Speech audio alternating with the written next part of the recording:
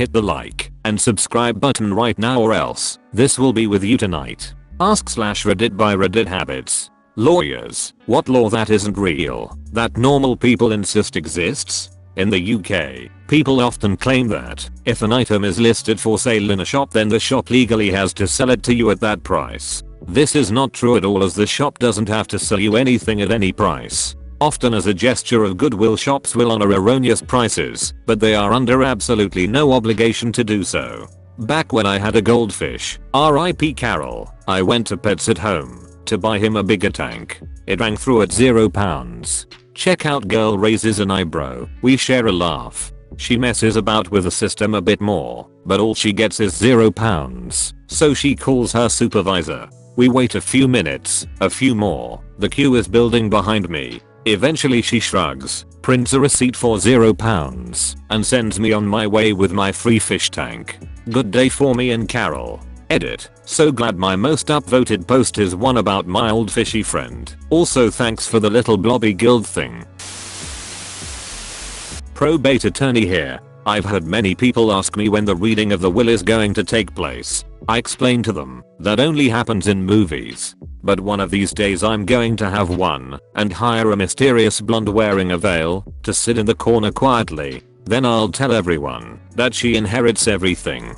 Provided, of course, that she must adopt the decedent's cute but troublemaking 6-year-old child no one knew about. Or she can spend the night in a haunted house. Her choice. There will now be a requirement for such a mysterious lady's presence at the reading of my will, written into my will, along with a handful of burly yet solemn fellows, dressed in stereotypical G-man attire, complete with sunglasses and earpieces. One will be Russian, or at least able to fake the accent consistently, and should only be curtly acknowledged by the others. Every one of them should be entirely vague about how they knew me except from business, and the men should all refuse to acknowledge the presence of the veiled woman, and feign terror if compelled to look at her. My friends and I have an agreement that, if one of us dies, the others hire a good-looking woman in a long black coat and large sunglasses to stand slightly away from everyone at the funeral, crying underneath an umbrella or parasol if it's not raining. My father, who is a lawyer. Policeman cannot lie to you.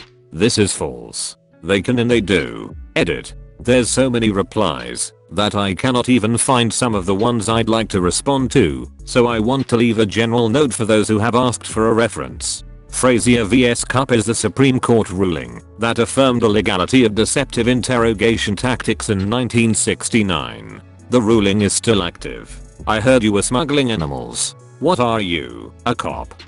You know where I can cop some pangolin? People that think it's illegal to be videotaped in a public space. I saw someone on Nextdoor complaining about my reasonable right to privacy in a public place when someone was shaming 20 people standing together waiting for takeout. Sorry, that's the opposite of how it works. If big time celebrities can't stop paparazzi from following them and their family 24/7, I have no clue why ordinary people believe that they have the right not to be caught on camera in public. I'm honestly surprised that more celebrities don't hire people to follow the paparazzi themselves around and make their life as annoying as possible. Things like standing in front of their shots or following them to the doctor's office and then demanding to know why they were there. I'd 100% watch a TV show where especially obnoxious paparazzi were followed around for months and harassed in the same way they harass others. Sovereign citizen stuff. I feel like enough folks have claimed to be sovereign citizens that it's become normal. But no, generally you can't declare yourself exempt from the laws in effect where you are. My first job while in school was as a law clerk was to respond to pro se writs of habeas corpus from prisoners. One of the first ones I was given was to respond to a guy that claimed he was falsely imprisoned because he had sovereign immunity. He had changed his name to Jesus Christ and claimed that because he was the sovereign, he was not subject to our laws anymore and needed to be released. I remember being very flummoxed on how to respond. I spent entirely too much time on that reply. This feels like the kind of thing they would hand to someone as a prank/hazing. Oh, loony Jesus is locked up again. Let's give that one to the new clerk to break him/her in. An arrest isn't magically invalidated if the police don't read you your rights on the spot. There could be a whole thread of just misconceptions people have from watching cop TV. Miranda rights protect you from self-incrimination when being questioned by the police for a crime. It doesn't mean they have to Miranda you the second you get arrested. If you aren't questioned, then it doesn't apply. People also think it's illegal not to let them make a phone call after being arrested. In California, it's not illegal to discuss your wages with your coworkers, despite what your boss might say. Edit. I'm a lawyer in California. I assume it's the same in the other 49 states, but don't want to speculate. It's actually illegal nationally for a company to retaliate for discussing wages. They typically just make up some other bullshit reason to fire you instead. Make up some other bullshit reason. Or fire you for no reason at all, as California is an at-will employment state. As a former lawyer, UK, I lost count of the amount of people that thought jaywalking was a crime. Unless it's a road that specifically states no pedestrians or a motorway, no such offense exists here. Edit. To clarify, I am talking about it not being a crime in the UK. It may well be elsewhere. Australia, USA, Germany and others.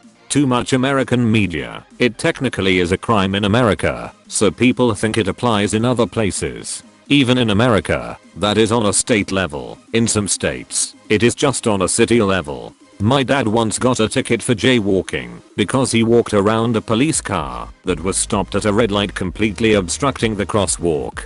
Edit. Just because people are upvoting, I'll tell you a bit about my dad, because I've been thinking a lot about him. He was a great guy. Wonderful dad. Super generous with time and resources. He always helped whoever needed it. He lost a hidden battle with mental illness in October 2019. I miss him a lot. I wish I could talk to him again. Tell him how life is. Invite him over to see our new house. Go on a walk with him through the woods. Thanks for listening, Reddit. This isn't exactly what you're asking for, but I think it's valuable for people to know. You do not need to wait 24 hours to report someone as missing. I would hope not, since every cop drama I've ever watched says the first 48 hours are the most important. If someone has to wait 24 hours, they lost 24 hours of that 48. The crazy thing is that they say it on actual true crime shows. Like, don't spread that misinformation. Also, if an adult is missing, a good first step is to call 311 and see if they've been arrested. 3 times in my life now someone has gone missing, or they never came home, and it turns out they were in jail.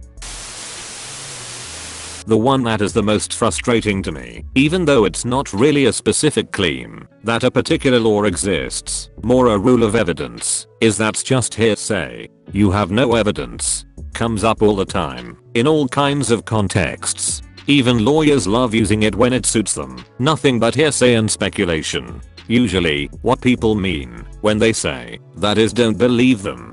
They're lying. Which, fair enough, but that's not what hearsay means. Lots of evidence is just a person talking. That's what a witness is. It's why testimony exists. It's not evidence, just because it's a person talking. Hearsay just means that in most cases, you can't have person A say that person B said this in order to prove that this actually is true. Hearsay, get it? I heard B say it. It just means your witness can only talk about things they actually know about.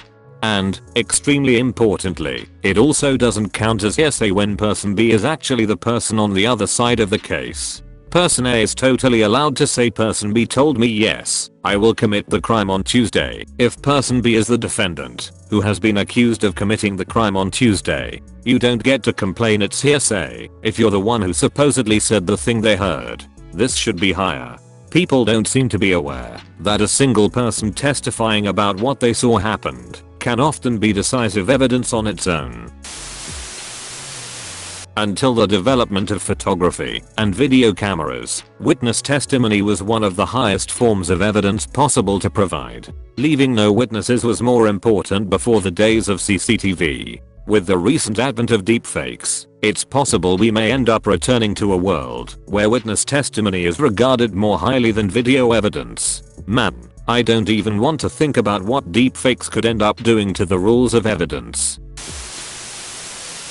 It's a law that exists, but widely misunderstood, is the concept of entrapment. If the police put a bait vehicle in a high crime area, that is not entrapment. If the police are watching a bar known to overserve to see if there are impaired drivers at the end of the night, that is not entrapment. Entrapment only occurs when a gov agent suggests committing a crime that you were not otherwise going to commit. The case that really set the court precedent for this was wild. FBI agents were badgering this farmer to buy porn for months, and finally he was like, sure, whatever. Wham, jail time. I believe it was cleared, but damn, was that dirty. Edit. So here is the Wikipedia article on it. So the US Postal Service began a sting operation to catch people for trying to buy child pornography in 1985. I thought it was just normal porn, and when all porn was illegal, I was mistaken. They set the sting on him 3 times, and only in the 3rd time did he actually try to buy a magazine of porn of 11 to 14-year-olds. It was determined that this constituted entrapment and was something of a landmark case because they ruled in his favor. Don't forget where the undercover befriended a mentally handicapped kid and eventually forced him to buy weed for her, then arrested him. In the UK, it's not illegal to park on someone else's driveway. It's classified as trespassing, a civil offense, not criminal, which means the police can't do anything. This particularly surprises people, as many think that they have exclusive rights to the parking outside their house as well. What recourse do you have? In my old London borough, you phone the council, and they guaranteed to turn up in an hour and tow it away, no questions asked. So long as you can prove you live there, that it's a cross/in your property, and you don't want it there, they tow it, and charge the owner for recovery. It's not the same everywhere, but because it's only a civil matter, you can just have it towed away yourself, and charge the owner for recovery and storage. If nothing else, it's fly tipping. No laws against driving barefoot. Mandatory edition, in the US. In Germany, while appropriate footwear is not directly required, you can be found at fault if your choice of footwear or lack thereof leads to your inability to avert an accident. I believe it's the same in Australia. If you have an accident whilst wearing flip-flops, you might struggle with insurance to prove that wearing them didn't cause or add to the causing of the accident. US. Ex-lawyer here. There is no law that requires the police to provide you with their name and badge number when asked. There may be internal policies, but it's not the law. There is also no law that requires the police to get a supervisor if demanded. Again, policy vs law. There is no law that allows you to question whether an order given by the police is lawful or not. A court has to decide if the order was lawful after the fact, but there are laws to punish you if you do not comply. Edit. Wow, this blew up. Thanks for the good conversation and gold. Truly honored. Quick updates. Someone pointed out that in New York there is a law that requires cops to ID themselves and have a card, which is fantastic.